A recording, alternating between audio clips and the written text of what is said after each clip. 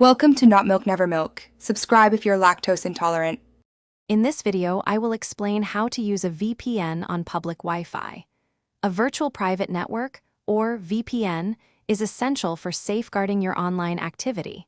It encrypts your internet connection, creating a secure tunnel for your data. This protection is especially crucial when you are using public Wi-Fi, which can be vulnerable to security threats.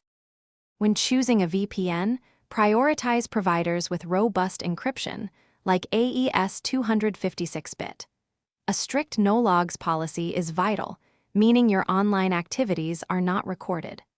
Also, look at the number of server locations and check for good connection speeds to ensure a smooth experience.